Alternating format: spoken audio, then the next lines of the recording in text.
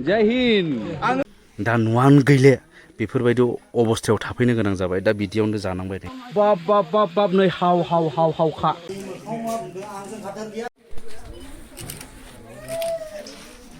खुलुमबाय रायजो राजा नोंथांमोन भिडिअआ सिगांनिफ्राय जागायबाय दे स' स्टार्ट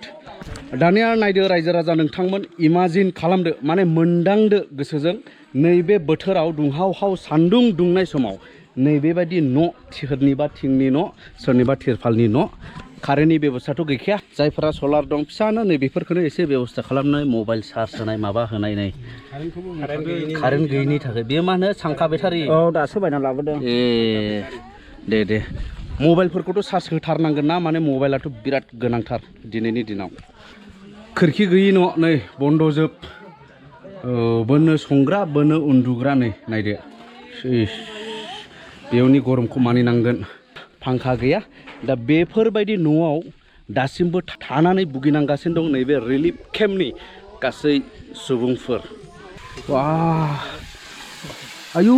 गरमथार नै बाब बाब बाब बाब नै हाव हाव हाव हावखा हाबाब हाबाब गोलै दंबावोसो नायसिने ने थैबायलै बिदियाव उन्दुनांगौब्ला माथो संदों ओंख्रि अमा बेदर संदों ए नै आरो बेजों लोगोसे बे न' सिङावनो संनाय बाव नै बेफोरबायदि अरनि दुंनायाव नायदो बा बिसोरसो सहायगासिनो दं नै बेबायदि थासारियाव दा गासैबो बेबायदिनो नै मोनफ्रोमबो न' माने खुनु खोरखि गैया खुनु होबथानाय गैया जास्ट बेबायदि तिरपालजोंनो नै सोरबा बायदिनो मुसारिखौ खोंनानै लादों नै बेस्राबो जाहाथे एसे बार हाबो खोमा साननानै नै ओंखाम जादों ए नै बिदि नै नायदो एसे बार हाबनायनि मुसारिफोरजों होथेदों बेबस्था बे ओंखाम संग्रा ने नोंसिने ए ओंखाम संग्रा मा ओंख्रि दालि ओमफ्राय बेलाय मा ओंख्रि माबा निम भाजा अ दे जासाबदो दे माथो खालामबावनाय नै बे बिसिनि संग्रा सोरनिबा बेबायदि आलदा संग्रा दं सोरनिबा बोनो संग्रा बेयावनो उन्दुग्रा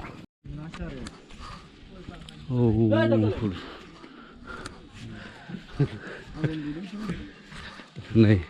बेफोरबायदि नै बेनिफ्राय नोंथांमोना नुबाय नै जेरावबो फिरफिला माने इण्डियान फ्लेग जेरावबो होजोबबाय नै बेखौ सोर होदों मानि थाखाय होदों नै नोंथांमोना नायदो दा बे समावहाय नोंथांमोना नुदोंना जेरावबो फिरफिला दं दा इण्डियान फ्लेग माने 15 आगस्टआ फैगासिनो दं जोंनि इन्डिपेन्डेन्स डे दा सारा दङ नै बे सारमोनानो नैबे बिथांमोनहाय बे तिरंगा माने फ्लेगखौ राननानै फैदों स' आप बोल दीजिए मेरा नाम SID श्रीकांत का मैं 15 वाहिनी SSB बंगाईगांव काजलगांव का अभी मैं यहाँ रांगीजरा में जो पोस्ट है उसमें ड्यूटी में हूँ तो ये जो तिरंगा हम घर घर में डिस्ट्रीब्यूट कर रहा है ये हमारा प्रधानमंत्री का ये था और ये जो 75 इयर्स का जो अमृत महोत्सव उसके लिए हर घर को ये बात पहुँचाया जाए ताकि सभी को पता चले हमारा जो स्वाधीन हुआ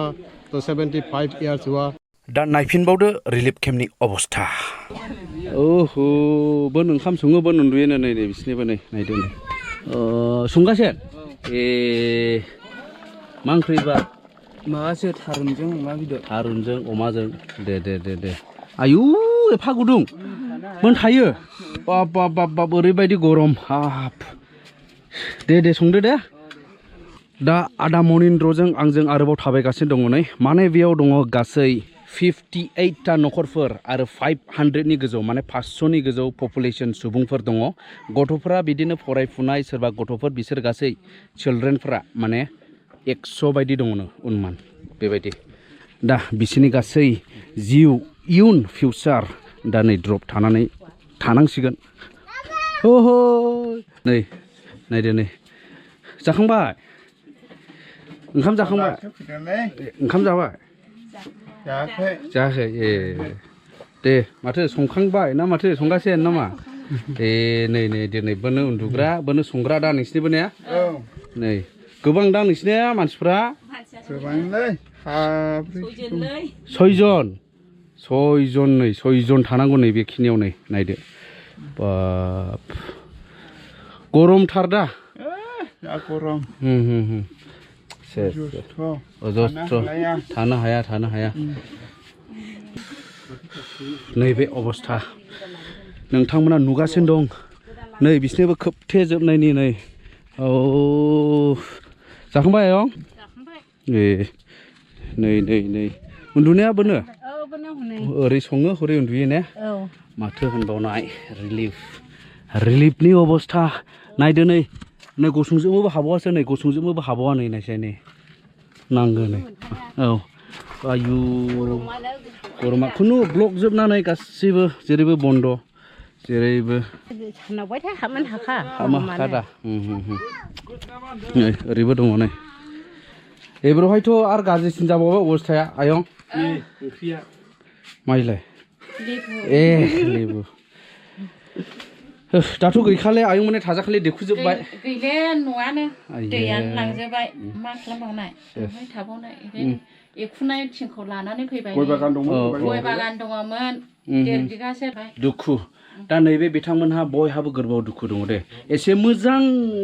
थाखानाय सम्पति बारि बागान न' मोजां सिमेन्टनि न'फोरखौ देखुजोबनानै दिनै नै बेबायदियाव आलाय सिलाय गासै माने मोनसे फोथाराव नै बेवहाय लुनानै बेबायदि थानांगासिनो दं बयनिबो गोरबोआव दुखु दं बयनिबो गोरबोआव दोहो मोदैजों बुंफबनाय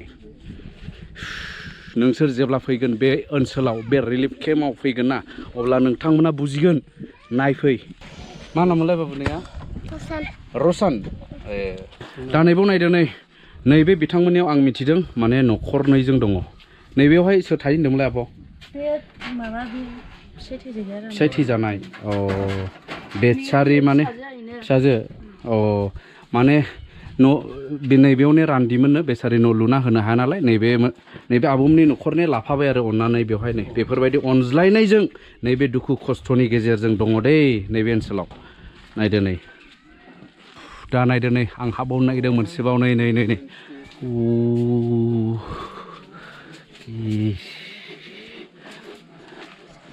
नायदो नै बे गरमाव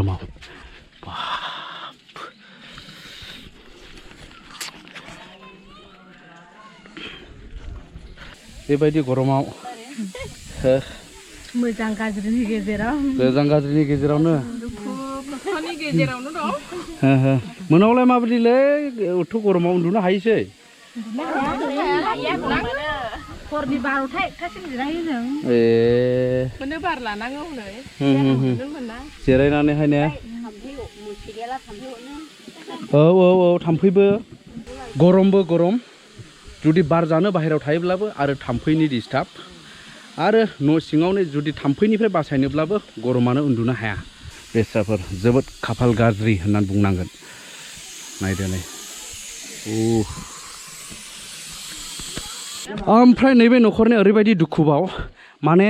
गरमाथ' गरम अखाबो अखा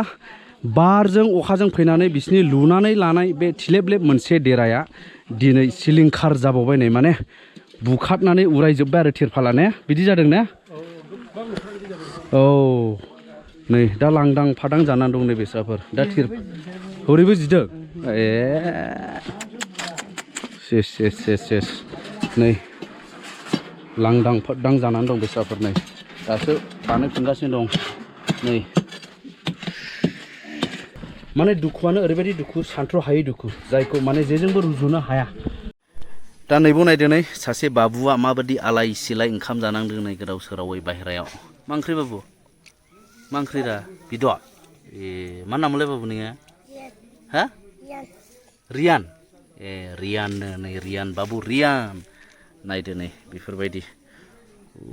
बेसा गावसोरनि न' दङलाथ' मोजां न'आव थानानै दा जानो मोनगौमोन दा न'आनो गैले बेफोरबायदि अबस्थायाव थाफैनो गोनां जाबाय दा बिदियावनो जानांबाय नै बेबायदि गोबां दं बेफोरबायदि गथ'आ खस्थ' मोननांनाय गोबां दङ होजानाय जादों नैबेनिफ्राय Assam flood resilience and community capacity building project बड' इभान्जेलिकेल लुथेरान चार्च बे प्रजेक्टआ माने माखासे बेबायदिनो अनसुंथाइ होफैदों माने रेशन